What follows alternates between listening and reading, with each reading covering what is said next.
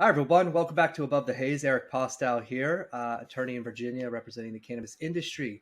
With me today, my good old friend, Otha Smith, Tetragram CEO and founder. It's an award-winning SaaS platform built around consumer insights in the cannabis industry. Otha, thanks for coming back on. How have you been? It's been a million years. I think it's been around 2. No, I'm doing great, Eric. It's great to be here again. Yeah, it's been quite some time, 3 years, I think we talked about, right? But it seems like it was just yesterday in this industry. Yeah, absolutely. I mean, let's just catch everybody up. Last time we spoke, Tetragram had been off the ground and was already gaining speed. But what's happened since then? What have you been up to? Yeah, I mean, when we initially met, it was like right when we had a couple months after we initially launched the beta version. So, since then we've been climbing for the sky. Happy to announce that Tetragram was rated, the best cannabis journaling app by the Enigma. I was recognized as one of the top 40 under 40 rising stars in cannabis. So, um, yeah, we've been. I always say I have an eye for talent. You definitely do. And more importantly, Tetragram won a silver W3 award for the best user mobile experience. So, we've been knocking things out the park here lately in the last 3 years. We are now focused on releasing our flagship version of Tetragram 2.0 is what we call it. So that'll be coming out in the next coming months. And so I'm super excited, man. It's a great time. Well, congratulations on all your success. From where you started and all the iterations and versions and 3.0 and all this stuff, what are some of the kind of the fundamental updates that you're most proud about right now? Well, with the features that, so I guess the thing I'm most excited about is really the research that we've been involved in the past couple Hmm. years. So we've done two research projects to date. One was with the College of New Jersey, which was really Hmm. cool. That was a survey-based research where we actually just blasted our users with an email saying, "Hey, would you like to participate in this survey so we can learn more about, cannabis use, cannabis knowledge, and so forth." But the one that I'm super excited about, and I actually want to release some of the findings in Massachusetts on the 20th of this month, was with the Cannabis Center of Excellence. And in conjunction with that was Gibby's Garden, which is a cultivator in Massachusetts. And the reason why I'm really excited about this research project in particular, is because it was geared specifically towards veterans. We know how veterans suffer traumatically from PTSD, getting readjusted to civilian life. And not to mention that 22 veterans a day die of suicide. So, having veterans starting to focus more on utilizing cannabis is huge for us as a country, especially our servicemen. So, with this project that we did, we teamed up with Giddy's Garden, who actually provided these veterans with these cannabis products. And then they utilize our platform in order to measure their health and wellness. So, extremely excited about that project that we were able to get off the ground and sharing the results here soon. In terms of broader collation of data, consumer data, are there any interesting general observations that you can make about uh, the way the cannabis is consumed, or any insights into that? Yeah. How much time do we have? One of the things that I love to preach is that, when we look at the data that we're collecting, we are noticing that people who are consuming products that is lower on the scale of THC are having great benefits with it. And that's something I always like to put out there because the industry is really doing consumers a disservice. We're trying to sell them on high THC products. We know that THC and high THC is definitely not the answer. So the thing that I'm most excited about with the data that we've been collecting is revealing that fact that, low THC and really a combination of THC and CBD, like those one-to-ones, have shown to be very beneficial for achieving a lot of conditions. We have noticed that, the number one condition people are using cannabis is anxiety, which, to no surprise, I mean, we made it through COVID. The ones who didn't, my condolences. But showing that anxiety has been the number one driver of people utilizing cannabis has really been telling as well. Yeah, what an interesting dichotomy you just expressed. You've got the supply side, supply and demand of the market, people saying they want higher THC products, or businesses saying you want higher THC products. With this emerging idea of social responsibility within the industry to say uh, we don't just want to create any type of product. We don't want to ratchet things up to a point where it becomes potentially dangerous or less helpful. Um, can you tell me a little bit more about kind of that process, that thinking, this social responsibility component? Yeah, I mean, it's unfortunate that a majority of consumers, they just, they don't know what they don't know. And so, when they go into a dispensary, they're always being convinced that you need something that has high THC. And so, with this data that we're collecting, it's really going to help change the industry in the way the retail model is structured, where, it's not like when I go into a dispensary and I'm like, hey, I have a headache. What do you recommend? That bud tender is literally just throwing darts at the wall, hoping they're going to find something that works for you. But utilizing our data, which is collected from across the country, now they could be so much more consultative with the customer to say, yeah, it's not high THC you need. You're suffering from this condition. These are products that people have found have been very beneficial for those conditions. So let's start here. And chances are that it's not going to be a product that contains high THC. It's going to be something that's low THC or has a combination of some strong CBD components in it. Well, I think that's a fascinating reveal, and I wonder how much the industry will be responsive to this. I think you're right. You do see trends of a variety of different things. We saw the terpene trend. We saw the isolation trend, where we discovered, if you really want sleep, then this is your product, so on and so forth. So the variation in uses is important. However, it sounds like some sort of responsibility component is a necessary thing as well. Yeah, and at the end of the day, with the data that we're collecting, we're showing that, clearly demonstrating that people are intentional with their cannabis use. They're not just using it to get high, and even in those scenarios where you do have people who are just like, hey, I just want high THC products. There's something that they're treating there, because it's very similar to like a person who goes to the liquor store and buys a fifth of alcohol and drinks it in one day. There's some type of trauma, something that's going on that has made them want to, resort to drinking that much. And the same thing when it comes to someone wanting to smoke that much of a high THC product. At the end of the day, Yeah. they're intentional about that use, and they're doing it to mask something, to treat some type of trauma or something that's going on in their life. I think ultimately it's my firm belief that the retail model that exists today will change, because it's broken. Um, a lot of dispensaries, when they have a customer that comes to the dispensary and they never come back, chances are is because they received a bad recommendation, and that bad recommendation led to an adverse effect. So they felt like that staff, was just trying to sell product, as opposed to, having that white glove treatment, if you will, and say, all right, Eric, you're suffering from this. How can we help? Let's really discover what's going to work best for you. And that's where our platform can really shine. Um, And then it refocuses this back on the consumer, and it almost sounds like you might agree with the following statement that regardless of the regulatory regime cannabis is falling under, it is a medicine, a plant medicine abs- in its own right, and whether it's an adult use recreational market, people are using it as a medicine for whatever ails them. Absolutely.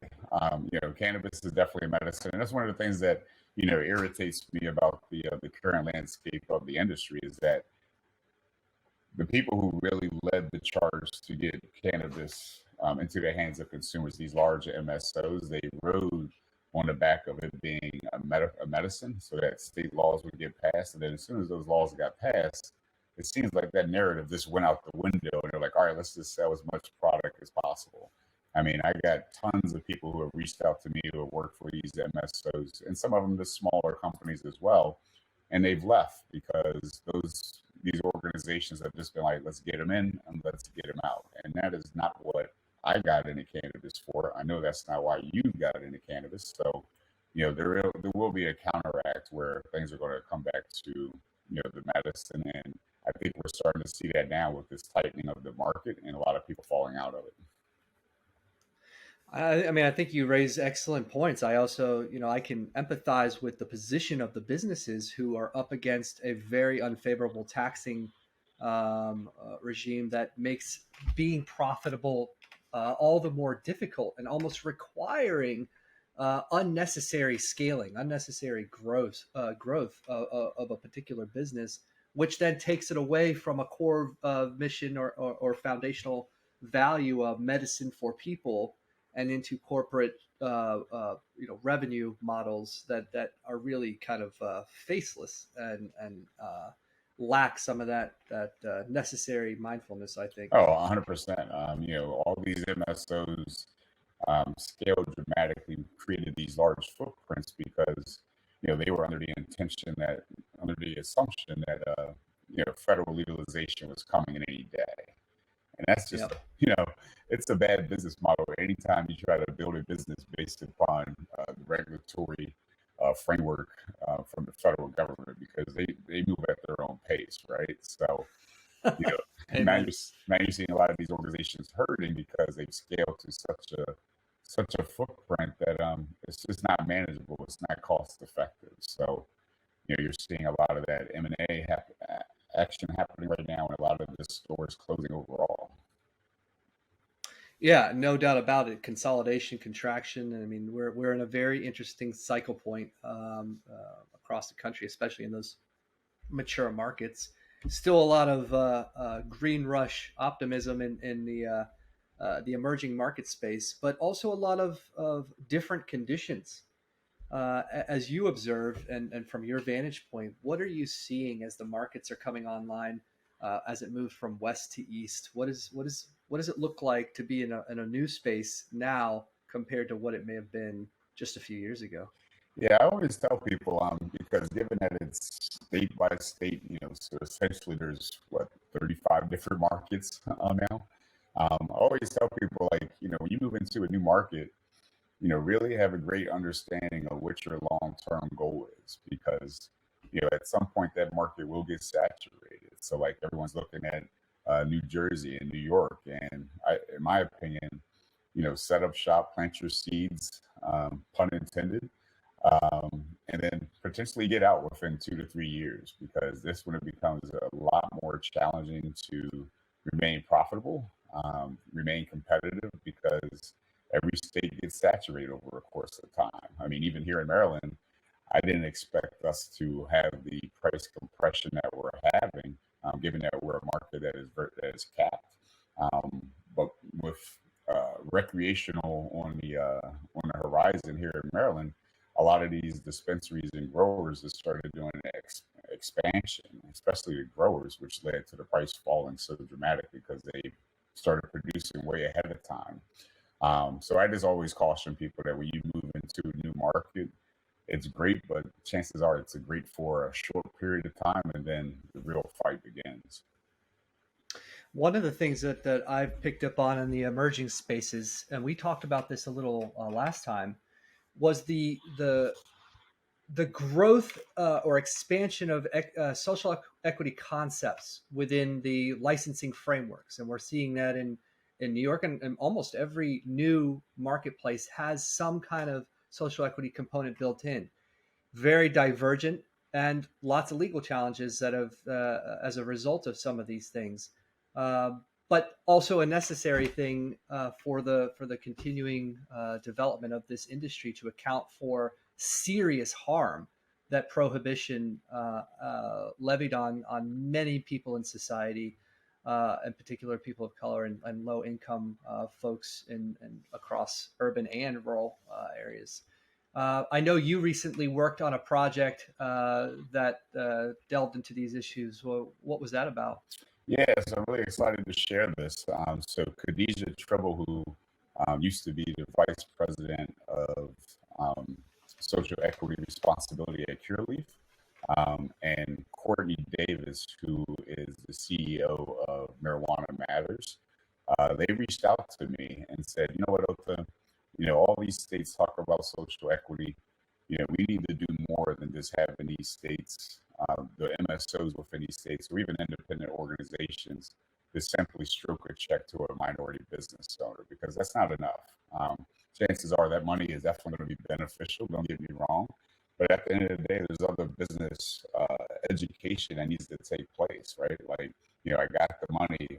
How do I scale with this business? How do I handle my accounting and bookkeeping and stuff like that sort, or, marketing expertise, things like that. So, um, Courtney and Khadijah shared this vision with me, which is now called the National Social Equity Certification Program.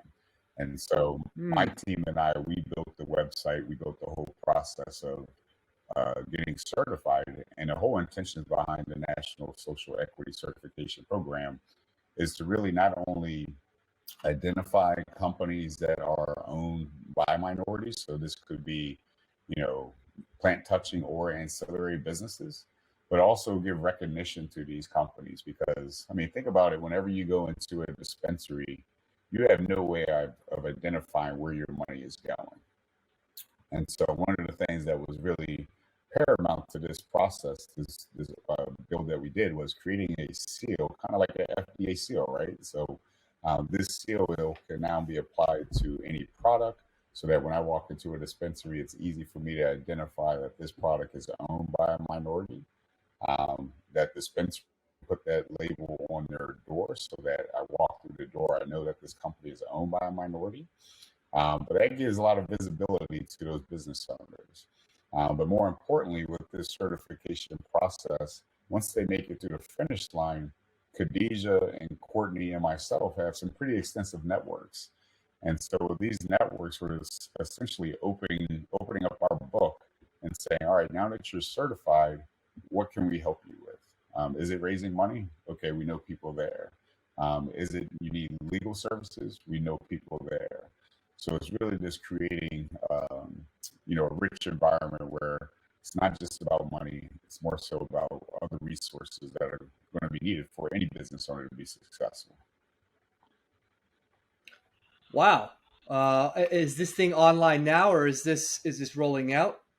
I know. So it's online. I actually launched it, made the announcement Monday, and it's Hmm. been extremely well received. I want to thank everyone who has been sharing that LinkedIn post that I made, because it's been shared over 20 times now. Um, Oh, wow. yeah, yeah. So the response has been great, and yeah, let's just lead the charge, move forward, and helping our black and brown get into this industry, and not only get in but really succeed. Absolutely. I think that oftentimes, just from my perspective, when we look to the government to be the sole source or the sole arbiter of making corrective actions, that it gets bogged down. That this becomes a very difficult process indeed, for obvious reasons. You've got lots of very different interest points and questions of fairness and equity and all these different things, and market forces at play. When the marketplace, when private citizens come together to provide for these types of services and thoughtful programs, I think the impact is actually much larger. So I commend you on that, and I hope for your success. Yeah, I appreciate it. One of the things I said in that post was it takes a village, right? So, we all have to band together. I mean, one of the things that I'm going to do is, take this to the state regulators. The state regulators are always talking about, social equity, and they're, proactive in making programs to address it. But we should take that even further, right? So that the state requires each dispensary to have a certain percentage of their products contain this seal, or a certain percentage of their services are coming from companies that have gone through the certification process, so that again, it's not just stroking a check or making it easy for them to get licensure, but help them get into the door and help them get in, make these relationships with these companies that can forge them forward. I would imagine Illinois would be a rich bed for this type of service, given their social equity uh, lottery that they're ongoing right now. Yeah, and you mentioned new markets. So I mean, that's one of the things that's always refreshing when you're in a new market is, they're a lot more open to suggestions, right? Because they're trying to figure it out. They're trying to put together the best regulatory framework. And so when you can catch them doing that process of, putting together the blueprint, you can really drive some value and get the ears of people that can really instrument this change and, address the problem head on. Hmm, absolutely. I want to kind of pivot towards your views of where we're heading. Do you remain optimistic about the cannabis industry? Uh, that's a loaded question. So I do. Um, I do because there are times, to be quite honest, where I'm just like, I don't know if I want to do this anymore. Just to be quite honest, but at the end of the day, I got to continue to push forward because all throughout the day, I get an email or someone sends me a LinkedIn message saying, "Hey, I love what you're doing. I'm so glad you're doing this." So there has to be a pioneer in order to make instrument real change. And so I am cautiously optimistic. But like I mentioned earlier, like this industry is gonna it's gonna rebound to the medicinal side, and I feel like this tough period that we're going through right now is going to help flush out a lot of people who thought they can just get in, make a quick buck, and get out just selling product. And it's going to be the ones who truly have a passion, a desire to see this industry stand up from a medical perspective. And we're going to win at the end of the day. So it will take time, but I'm confident, very confident. Awesome. Well, I appreciate your continued confidence and optimism there. Otha, one word. If you had one word to kind of summarize where things are, where you think they're heading, what's the cannabis industry in one word? Mm, and that's interesting. In one word, geez, that's a tough one, man. I guess I would have to say um, unsure. I like it. I like Yeah, it. I think the industry is still, early on, 8, 9 years ago, we were just flying high. Cannabis was getting legal at, every intersection. This state was legalizing, that state was legalizing. That just slowed down a little bit just because we've come close to reaching the entire union, all 50 states. But um, I think we're just unsure on the right path forward because, again, we led with such a medical approach, which is what we should continue to be doing. But now we're in this weird position where it's like, okay, we thought if we just made products, sold them to customers, they buy it because they love cannabis at the end of the day. But cannabis consumers are becoming more intelligent by the day. I love it when I go into a dispensary and I hear a customer talk about terpenes and cannabinoids, and that's just Mm, constantly happening. I mean, that's going to continue to blossom. So I think from a retail perspective, they're unsure about like, all right, so how do we continue to prosper in this industry? And the customer is unsure on what products to buy. So we got a lot more work to do, but again, I'm cautiously optimistic we will get there. back to basics. Focus on the fundamentals, right? Exactly right, man. Like focus on the core fundamentals of why we got into this, why we believe in this plant, and it has to come full circle. Amen. Otha Smith, CEO and founder of Tetragram, thank you so much for coming back on Above the Haze. No, thank you for having me, man. It's always a pleasure, and love what you're doing, and let's continue to push forward for this industry. Yeah, I'd say see you next time, but maybe not 2 or 3 years, huh? Yeah, a lot more sooner than that. Absolutely. Otha, thanks again. Everybody else, tune in next time to another episode of Above the Haze. Take care.